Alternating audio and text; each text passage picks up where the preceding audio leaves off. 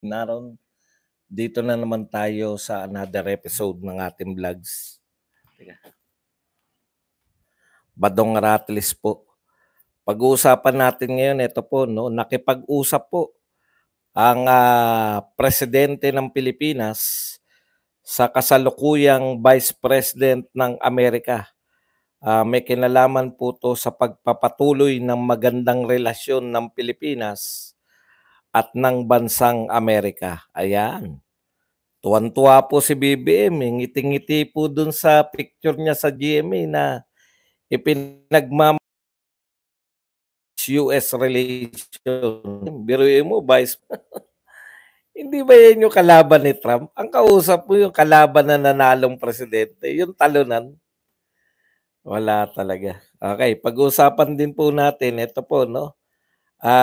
Yung dalawang magkapatid na Remulla po, tila wala pong pakialam, no?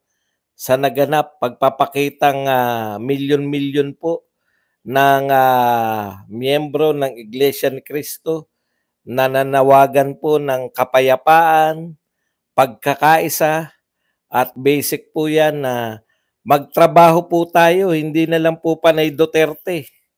No? Tigilan na yung impeachment, tigilan na po yung pag-iimbestiga ng akala mo sila ay mga huwes at korte, no? Yan po ang panawagan dun eh. Wala tayong magagawa. Ibang uri itong magkapatid na Remulla, no? Sabay po na nag-iimbestiga pa rin gamit ang DOJ at ang DILG para imbestigahan pa rin po. Tuloy-tuloy pa rin po ang pag-iimbestiga sa mga Duterte. Alam niyo po, sinabi na nga ng rally ng mga milyon-milyon. Ito po ang tawag ko na po rito sa gobyernong to, manhid. No? May milyon na pong nagrarally sa buong Pilipinas. Nananawagan po sila na tigilan na natin. No, tigilan na natin yung kakaimbestiga sa mga Duterte. Tigilan na natin para magkaroon po ng puwang yung kapayapaan. Wala po nanatili pong manhid, lalo na itong magkapatid na to, no? Talagang ako, pakiramdam ko talaga, yung ang linaw po, ang sinusuportahan na po kumukontra. Dati po, binabanatan yung mga sawsawero, no? Yung mga makikisawsaw daw sa rally, yun ang binabanatan, di ba? Kami yun. Yung mga hindi Iglesia ni Cristo na pupunta daw sa rally, binabanatan ng mga BBM vloggers and supporters. Bakit kami atin? Iba naman yung layunin ng Iglesia. Nung narinig po nila, no, sa mga speeches po, lalong-lalo na yung hindi kami mangmang, lalong hindi kami bobo. Yung mga speech po ng mga na natokahan na magsalita doon po sa rally, napakalinaw po ng mga mensahe, no? Tigilan na natin, tigilan na yung pamumuli, tigilan na yung impeachment na alam mo naman kung sino po ang pinupunta. Tinutukoy na nga ni Senator Marcoleta kung ano yung ginagawa ng Kongreso, no? Yung Kongreso tahimik ngayon sa impeachment maliban sa mga Makabayan Black at maliban kala De Lima. Pero yung magkapatid po na Remulla, tuloy po sa mga investigasyon at nag-create pa po ng bagong iimbestigahan itong batang Remulla sa DILG. Yan po ang mapag-uusapan natin, pero bago yan, kung bago ka pa lang dito sa ating channel, mag-subscribe ka na dahil ito lang ang tanging channel na may kinikilingan, may pinapanigan, una sa balita, huli sa impormasyon, kaya ano pang hinihintay nyo? Pindot na. Okay, pag-usapan po natin mga kapatid, no? Unahin na po natin to. Balitang-balita po to. Tuwan-tuwa po rito sa picture si President Marcos, no? Ipinagmamalaki po, GMA, balita po ng GMA ito. Ipinagmamalaki po ng GMA na Marcos at si Kamala Harris ay nag-usap sa telepono, no? Tungkol po ang tinalakay nila ay yung pagpapaigting ng relasyon ng US at ng Amerika. Ayon nga po sa ating mahal na Pangulo, no? Sana raw po ay magtuloy-tuloy. Ayan, no? As typical with the relationship is on every level in every facet on the economy. Ayan. Marcos said during a telephone call with outgoing United States Vice President Kamala Harris that he is hopeful. Siya po ay umaasa that the progressing relations between Manila and Washington will continue as they stand for the rule of international law. Antindi po, no? Umaasa po si Pangulong Marcos na magpapatuloy o uunlad pa yung relasyon ng Pilipinas at ng Amerika. Ang kausap niya po ay Vice President ng Amerika. Palakpakan naman natin. No? Okay. Nasa YouTube din daw. O, sa YouTube na raw kayo manood. Wag na raw sa akin. Hindi po ako nakikipag-unahan. Nasa balita na talaga to. Wag po kayo mag-alala. Nasa YouTube na raw. Nasa YouTube rin po ako. Okay. Okay, punta. Ito po kasi, maganda pong pakinggan no? Kausap ng presidente natin, yung Vice President ng United States. Ang problema, no? Parang hindi ba natin alam na yung sinasabing kausap ni BBM na Vice President ngayon ay kalaban ng nanalong presidente? Ibang-iba po Magkaiba po sila ng partido, magkaiba po sila ng tinatahak na tunguhin. No? Ano man ang relasyon natin kay Kamala Harris. Kung tayo po, ang ating pamahalaan ay patuloy po na umaasa na yung relasyon natin kay Kamala Harris ay magpapatuloy, ibang-iba po ang patakbo ni Donald Trump sa nagdaang administrasyon. Binasa ko po, hinahanap ko po yung balita, tinignan ko lang kung eto bang balita na to ay bakit sila nag-uusap, no? Nakita ko ron, tinatawagan na pala talaga ni Joe Biden lahat po ng kanyang kaalyado, no?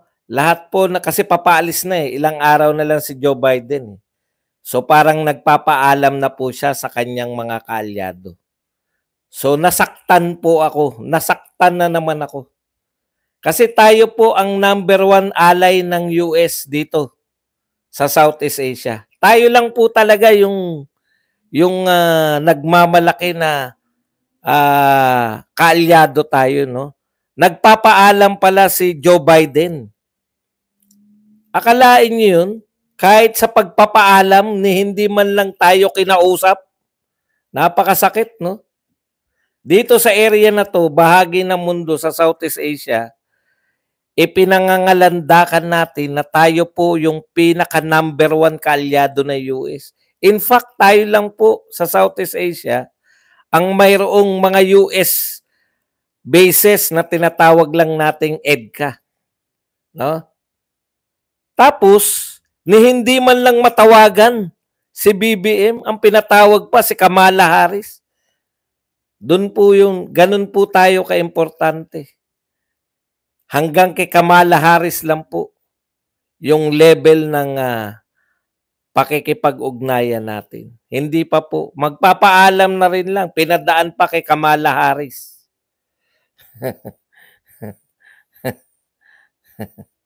Okay. So, bagong pakisamahan na naman, kaya lang galit po sa adik wala akong sinasabi 'no, pinaalala ko lang galit sa adik si Donald Trump. Hopefully magpatuloy talaga yung wala naman tayong problema 'no, ang pinangangalandakan lang natin na special yung relasyon natin with the US government. Pero sa kasawiang palad hanggang kay Kamala Harris lang ang ating, pakikipag-ugnayan. Sana ano 'no, para maipagmalaki naman. Konting bagay na makikipag-usap sa US na pinagmamalaki. Speaking of pagmamalaki, nakakasama po ng loob na matapos po tayong magdiwang na ang dami, milyon-milyon, tila binabalewala 'no, ng, media, lalo na po ng media at ng mga ibang politiko 'no, yung pagpapakita po ng milyon. Hindi po yun normal 'no. Wala pa po akong nakita na gano'n kalaking rally 'no. Wala pa po ulitin ko po, wala pa po akong nakita na gano'n kalaking rally. Extraordinary po yung rally na yun. At kadalasan po sa mga rally na malalaki, nakabase lang po sa Maynila, grandstand. Pero ito po kakaiba. Dahil kasabay po ng rally sa grandstand, nag-rally rin po ang iba't ibang lugar sa Pilipinas. No, hindi po pwede yan na dehin bokiki, hindi po pwede na i-ignore lang, lilipas din yan, yung dati ng mga ginagawa. Ang panawagan po dyan ng pagkakaisa, ang panawagan po ng kapayapaan, peace rally, ay nakabatay po no, sa aksyon ng gobyerno.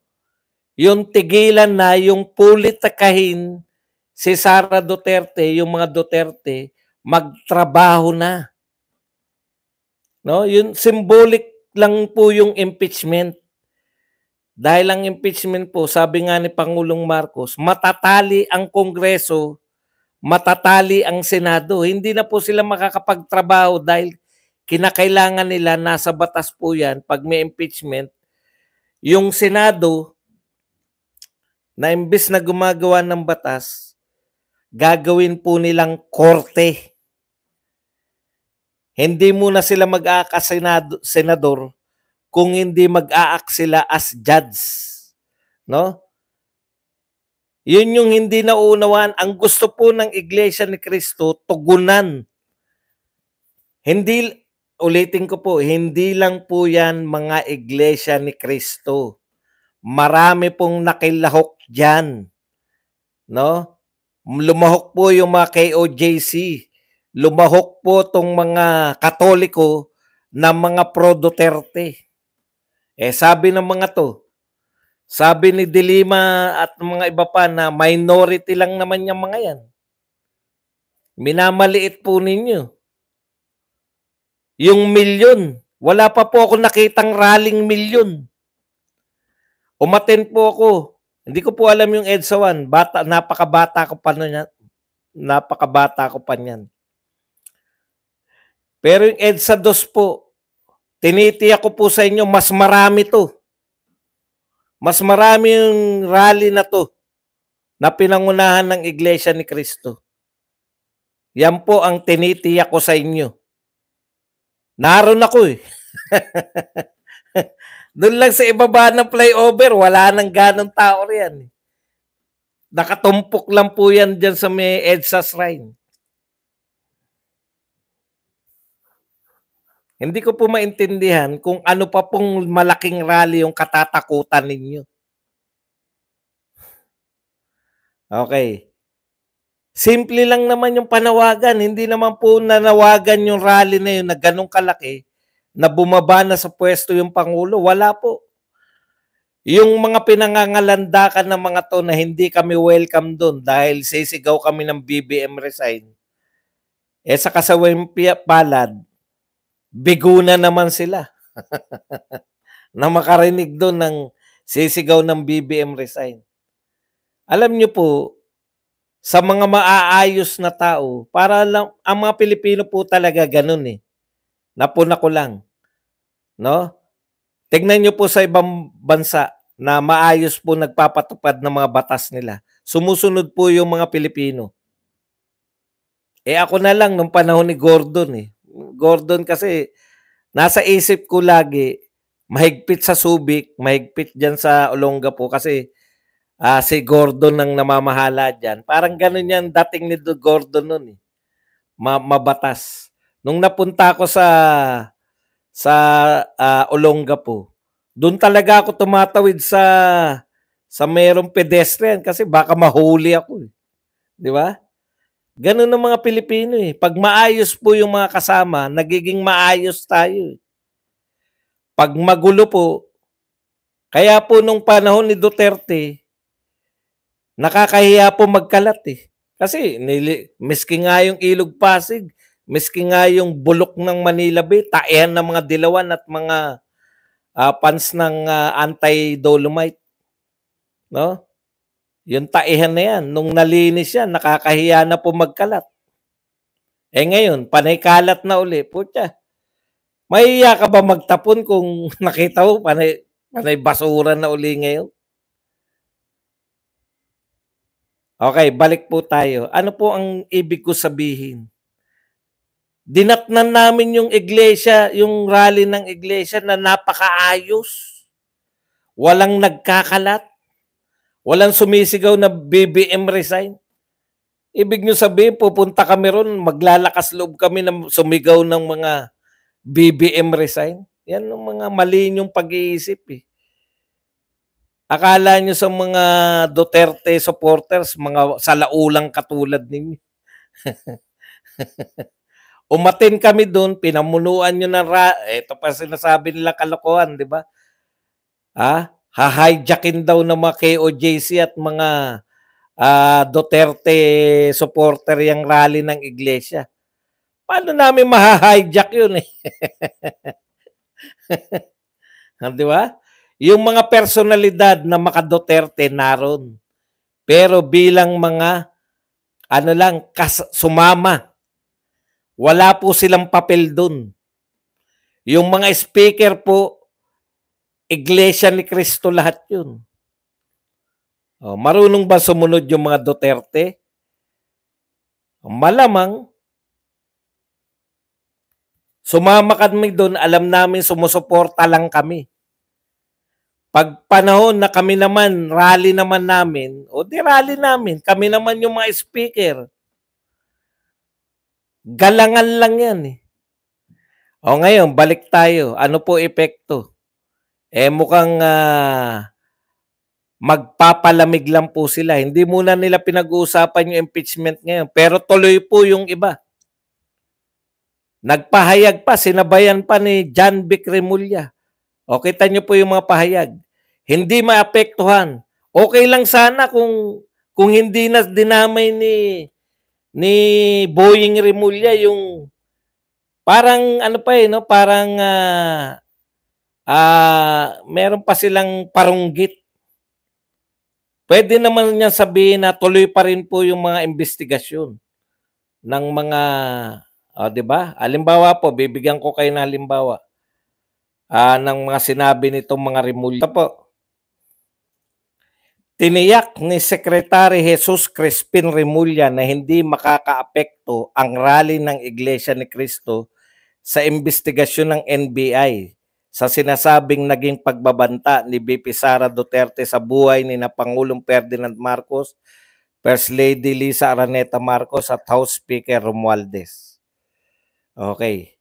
Bakit nyo pa sasabihin na hindi maapektuhan ng rally ng Iglesia ni Cristo yung sinasagawa ninyong investigasyon? Di ba? Parang hindi kami apektado niyan. Kahit ilang milyon pa kayo mag-rally diyan, tuloy lang kami sa pag-iimbestiga. Wala namang kinalaman yung rally Hindi ka naman nirarally. Di ba? Hindi naman nagrarally na wag nyo nang imbestigahan. Ang nirarally po, ang sinabi po ni Marcoleta, ni Senator Marcoleta, dun sa rally ng Iglesia ni Cristo, napakalinaw eh. Sinusuportahan ng Iglesia ni Cristo yung sinabi ni Pangulong Marcos na ayaw niya sa impeachment dahil wala tayong mahihita dyan. Itatali lang ng impeachment yung Kongreso at yung Senado, hindi na makakapagtrabaho. Ang daming problema ng Pilipinas. Unahin natin yung problema ng Pilipinas. Kaya lang minsan, maganda lang pakinggan yung sinasabi ni BBM. Wala rin namang inuunang problema ng Pilipinas. Panay Duterte pa rin ang pinag-uusapan. Di ba? Wait and see po yung ano eh, yung mga nagrally. Ano ang magiging tugon ninyo? Kasi tingin nila, yan yung susi sa kapayapaan. Tigilan yung politikahin yung mga Duterte. Alam niyo po ba, ibabalita ko lang po sa inyo. Tapos na po ang termino ni Duterte. Kung ano man ang ginawa niya ron, bilang presidente siya. Ibig sabihin, ginawa niya yun, yung mga patakaran na yan, at siya ay very popular, tinanggap ng tao, gusto ng mga tao yung mga patakaran niya nung siya ay presidente. Ang asikasuhin nyo ngayon, paano nyo naman matutulungan tong presidente natin, ha? Maging maganda naman yung kanyang yung kanyang ginagawa para hangaan naman siya ng mga Pilipino. O, ilang beses na natin napatunayan yan sa lahat ng pumapasok na troll dito. Lahat kayo naninira lang sa Duterte. Sabi nga sa inyo, pasensya na kung nakukulitan kayo sa akin. Ha? Sabi nga sa inyo, vlogger na kami nung si Duterte ang presidente. Pero iba po kami. Nung vlogger kami, pinagtatanggol namin si Duterte sa pamamagitan ng kanyang mga proyekto. Pinagmamalaki namin yung war on drugs, tumahimik sa kapaligiran. Pinagmamalaki namin yung build. Pinagmamalaki namin yung pagtugon niya sa pandemya. Pinagmamalaki namin yung pagtugon niya sa mga sakuna. Pinagmamalaki namin yung mga proyekto niya nagpagaan sa mga Pilipino. Doble ang sweldo na sundalo at pulis. 10 taon ang passport, etc., etc., etc. O, tanungin mo sila, lahat ng troll. Magbigay kayo ng isa lang na proyekto ni BBM na nakinabang ang Pilipinas. Walang masabi. Paano? Lahat sila nakapokus lang, paninira lang sa mga Duterte.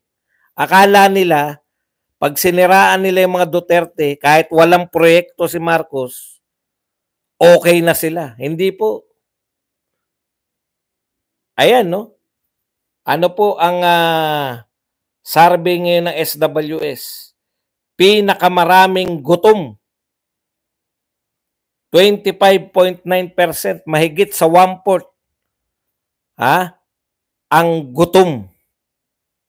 Dumaranas po ng kagutuman. Meron po silang meaning ng kagutuman. Ayan, more Filipinos families have experienced involuntary hunger. Alam niyo po ba yung ibig sabihin ng involuntary hunger? May mga nagugutom po kasi yung mga nagjejeta.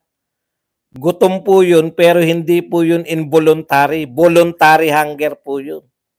Konti lang yun. Ang involuntary hunger po ay ikaw ay gutom dahil wala ka talagang makain. Dumadami yun. Pero ang problema ng lahat, Duterte pa rin. Anong ginawa ni Duterte noong 2016 to 2022?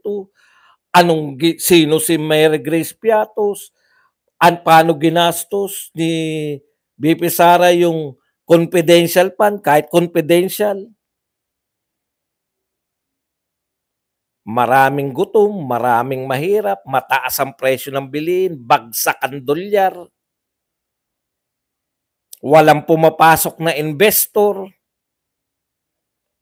lubog tayo sa utang, napakaraming problema. Ang sagot nyo lahat, atakehin lang ang Duterte. Isisi sa Duterte. Mataas ang presyo ng bilihin. Kasi nag-conduct ng war on drugs si Digong.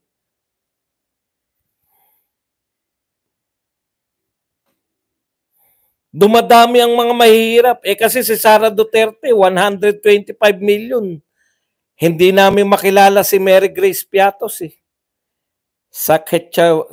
Saskatchewan, Pinoy. Thank you very much sa 4 Canadian dollars.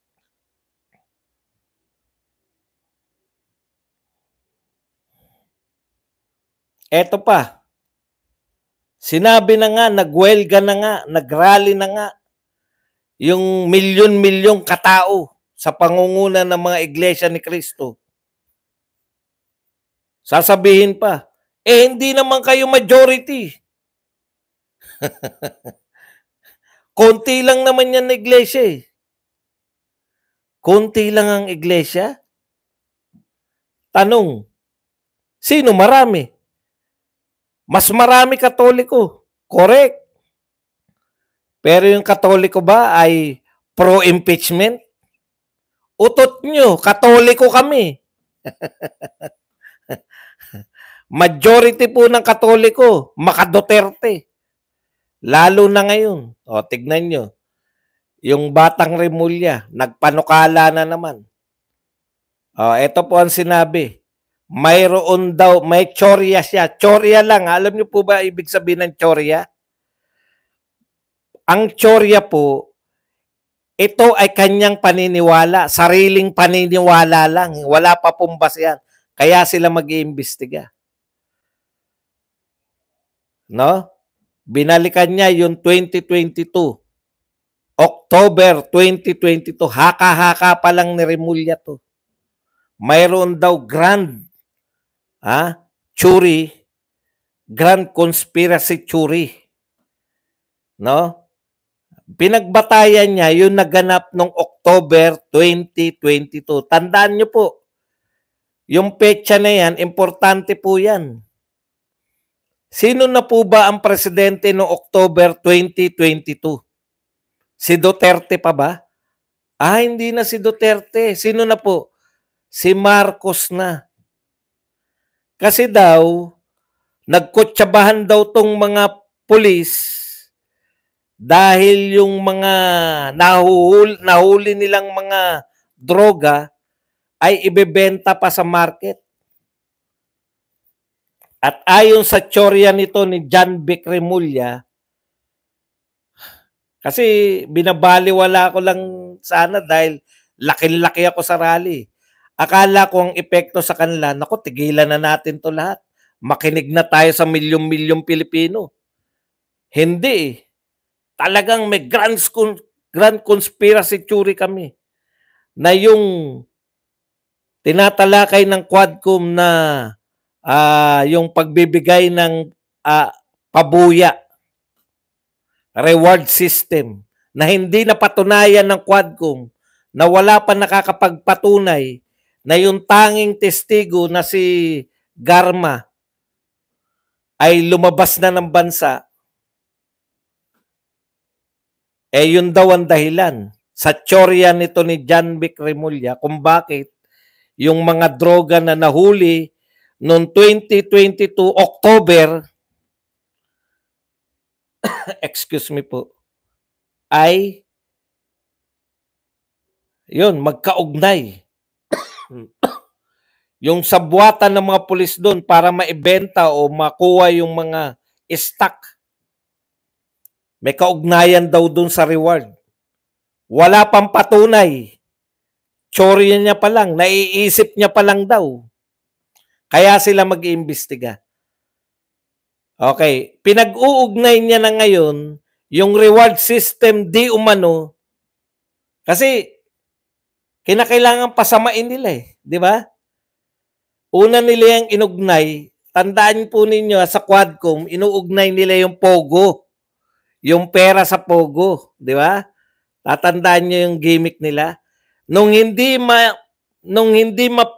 nila maiugnay yung pera sa Pogo para sa reward system, gusto kasi nila yung yung lahat ng masasama iugnay kay Duterte.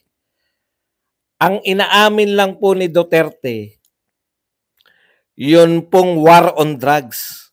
Umamin na nga, siya ang may pakana, siya ang utak, siya yung nagpa-war on drugs. Kaya siya mahal ng tao. Ngayon, binunyag ni Garma na sa hindi malaintindihang pagkakataon at wala pong balak mag-imbestiga, tignan nyo, nakalabas po si excuse me po, nung nakalabas si Mayor Alice Go, putya, sangkatutak na investigasyon, di ba? Paano kayo napunta roon? Anong sinakyan nyo? Saan kayo napunta? Telenovela eh. Eto si Garma, may narinig ba kayo? Paano nakalabas si Garma? Ang alam natin lahat, na contempt yan, nakakulong sa House of Representatives. Bigla natin nabalitaan, nag-a-apply na rito sa US ng kung ano man yung ina-applyan niya.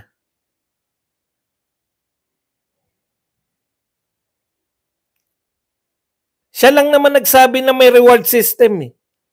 Di ba? Tapos inuugnay nila yung reward system kasi maraming pera yung Pogo eh. Para masamang-masama na yung dating na mga Duterte. Di ba? Sa drawing nga ni Hontevirus, nasa taas ng lahat si Duterte. Siya yung mastermind ng lahat ng mga krimen sa buong mundo.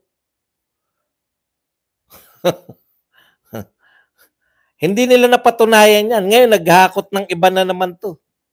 Droga na naman.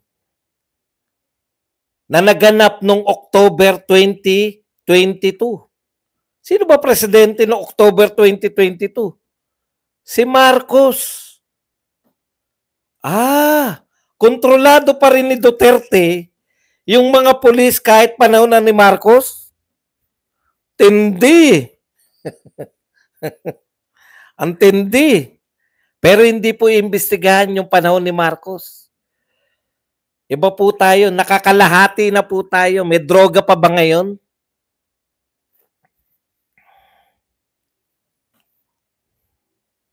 Politics po to eh. Wala po tayo sa boxing. Teka, gusto mo ba ng balita sa boxing? Okay. Maganda yan. May mga nagtatanong sa boxing.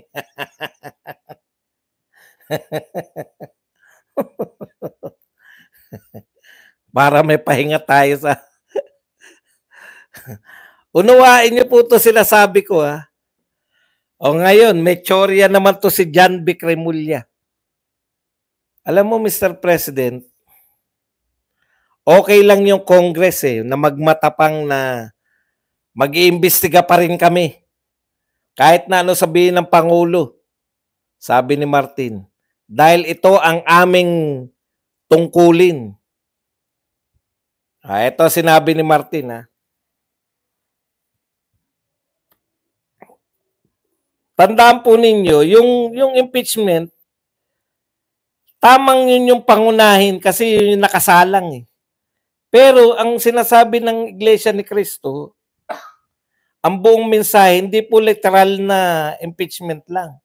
Tigilan na natin yung politikahan. Unahin naman natin yung bayan natin. Kung may pag-uusapan kayo, paano lulutasin yung kahirapan, paano lulutasin yung corruption. Hindi yung pinipilit ninyo yung Duterte isangkot sa mga October 2022 na. Si Duterte pa rin na may kasalanan. Naganap yan October 2022. Si Marcos na presidente. Pilit na pilit po yun. Samantalang sinabi na po yan ni Pangulong Marcos. Naalala nyo? Nung sinabi ni Pangulong Duterte pala, I mean. Nung sinasabi po ni Pangulong Duterte na 6 months wala nang droga. Yan yung inuulit-ulit ng mga kumukontra kay Duterte. Kalaban namin 6 months wala nang droga. Ano po sabi ni Duterte? Ang tindi pala ng kalaban ko. Mga generals. Mga generals. Malamang mga generals na pulis or militar. Sinabi ni Tatay Digong yan, yung gobyerno pala kalaban ko. Ganun po kalala yung droga. Pero naunti-unti po ni Tatay Digong yan. No, nakakawala po ang Pilipinas dun sa mga problema. Dahil sinabihan niya, sabi niya raw sa mga general, di ba? Tumigil kayo. Yun ang compromise niya. Pinatigil niya lang. Kung hindi, may paglalagyan sila. Alam niyo naman si Tatay Digong, ganun magsalita, pero pinangangatawanan nun. Thank you very much kay Ram na nagbigay sa atin ng 6 Hong Kong dollars. Ay, dami pala nagpakapi na. Miss Lay, thank you very much sa $5.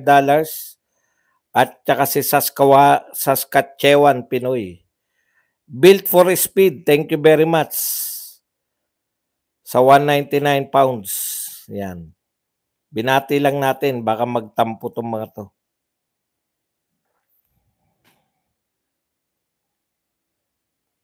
Bakit po kinakailangang importante to? Yung iugnay natin yung sinabi ni Tatay Digong. Yun yung inabot niya. Sabi niya mga generals, sinabihan niya, tumigil kayo dyan. Kasi ako makakalaban nyo.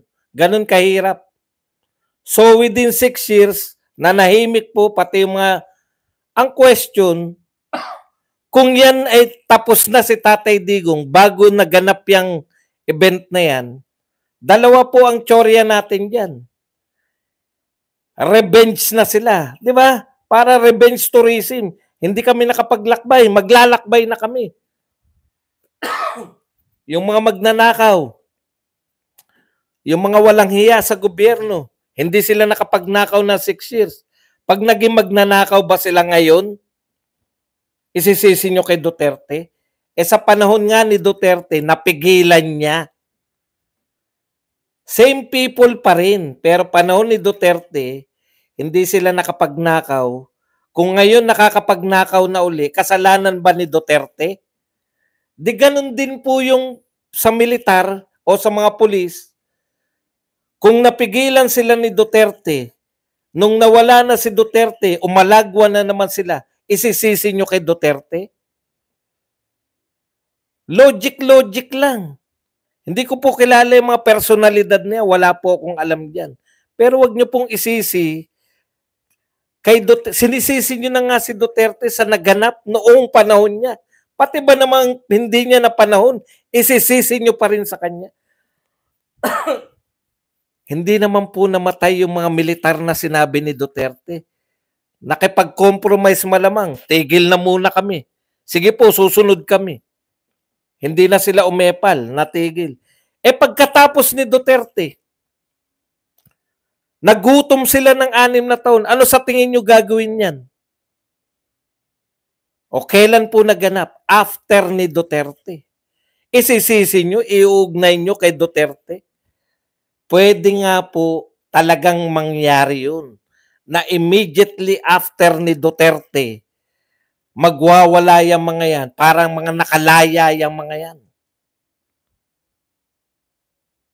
Na pwede na naman nila ulit gawin ang gusto nilang gawin. Kaso nahuli sila. Bakit nyo isisisi kay Duterte yun? Emilio Pineda, thank you very much sa 499. Ito ngayon ang problema. Nagsabi na si Remulla, si John Vic, na ito ang tsorya niya. Kaya pa iimbestigahan niya. Ngayon, kung kayo tauhan ni John Vic Remulla na mag-iimbestiga, ano sa tingin nyo lalabas sa investigasyon? Di po ba? Dapat hindi mo pinangungunahan ng tsorya mo, lalo na ikaw yung pinakapinuno. Hindi mo binobroadcast sa media. Halimbawa ako nag-imbestiga. At taliwas yung investigasyon ko sa sinabi ng boss ko.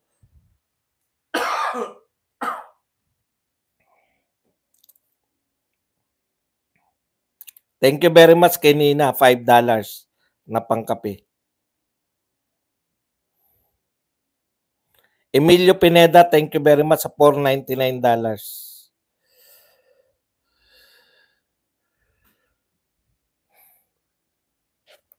Halimbawa ako inatasan na imbestigahan mo nga to kung eto kasi tsorya ko dyan. Mag-iimbestiga ako para makasunod ako sa tsorya ng boss ko. Alam nga namang, boss, yung sa investigasyon ko, hindi lumabas yung tsorya mo. Dapat po hindi kayo nagbigay ng tsorya na may ugnayan sa Duterte na naman yan. Kasi tapos na si Duterte dyan. Yung tinitignan yung issues, panahon na ni Marcos. Napaka-unfair, di ba? At ito po, parang walang control talaga . Okay lang po yung Kongreso . Tignan niyo po sinabi ni Martin. Ang sabi na eto katwiran ni Martin . Let this be our promise. Public trust is sacred and this house will never betray it. Sa mga umaatake sa atin para tumigil tayo sa mga investigasyon, may mensahe tayo sa kanila. Itutuloy natin ang trabahong iniatang sa atin ng mamamayan. Di ba? Pwedeng hindi sumunod si Martin sa kanyang pinsan na presidente ng Pilipinas dahil in theory, talaga naman magkahiwalay dapat yung mga mambabatas at yung presidente. Pero in practice, sumusunod yung mga mambabatas sa presidente. Kaya kung sinabi ni Pangulong Marcos na ayaw niya sa impeachment, kung palasunod at walang sariling diskarte sana si Martin, sumunod siya dapat. Kasi alam na ni Marcos, ikapapahamak niya . Nangyari na sa kanila yan. Naranasan na ni Pangulong Marcos yung kaguluhan na nauwi sa pagpapatalsik sa pamilya nila. Ayaw makinig ni Romualdez. Okay lang yun kasi congressman siya . Hindi naman siya directly under ni Pangulong Marcos. Hindi siya pwedeng utusan in theory, hindi siya pwedeng utusan ng Pangulo. Dahil separate sila . Pero yung mga Remulla brothers, directly under yan kay President Marcos. Kaya pag sinabi ni President Marcos, pagbigyan muna natin tong iglesia, tigilan nyo muna yung ka-imbestiga sa Duterte. Pwede. Kaso hindi. Di ba? Dalawa lang yan. Gusto niya ring imbestigahan talaga yung mga Duterte or wala siyang control. Di ba? Ayaw nyo na, gusto nyo pagbigyan yung iglesia. Kung totoo na gusto ninyo, kung totoong ayaw na ninyo gusto nyo ng katahimikan, yun yung panawagan ng iglesia .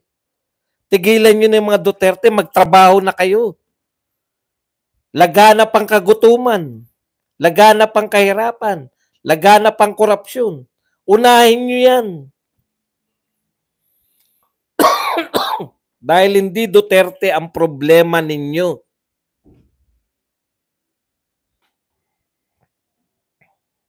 Okay. Yan lang po ang ating topic. Pwede na kayong magtanong, pwede na po kayong magbigay ng reaksyon. At higit sa lahat, pwede po kayong magpakape. Yan. 6 cents.